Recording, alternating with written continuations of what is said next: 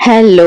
It's Wednesday morning. அன்னைக்கு வந்துட்டு முந்தின நாள் நைட்டு சும்மா இல்லாம ஃப்ரிட்ஜ்ல இருந்து சில்லுன்னு வாட்டர் எடுத்து குடிச்சுட்டா நல்லா சளி புடிச்சிருச்சு.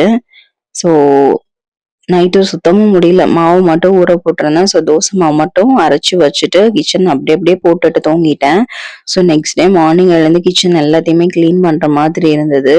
சிங்க்லயுமே கொஞ்சம் பாத்திரம்லாம் இருந்தது. ஸோ எல்லாத்தையுமே கழுவி வச்சுட்டு தென் வந்து சிண்டுக்கு வந்து லஞ்சுக்கு வந்துட்டு அன்னைக்கு இட்லி தான் குடுத்து விட போறேன். இட்லி தென் வந்து தக்காளி சட்னியும் வந்துட்டு குடுத்து விட்டுறலாம் அப்படின்னு சொல்லிட்டு தக்காளி சட்னிக்கு எல்லாத்தையுமே கட் பண்ணியாச்சு.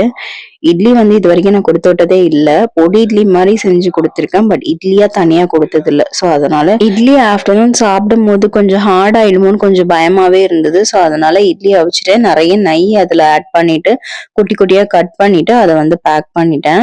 ஸோ ஓரளவுக்கு பரவாயில்லாம தான் இருந்தது. அன்னைக்கு எதுவுமே பண்ண முடியல. ஸோ அவசரமா பண்றதுக்கு இட்லி தான் கரெக்ட்டா இருந்தது. ஸோ அதனால அதையே குடுத்து விட்டாச்சு. ஸோ ஆஃப்டர்நூன் லஞ்சுக்கு வந்துட்டு மிளகு ரசமும் கத்திரிக்காய் பொரியலும் பண்ணியிருந்தேன்.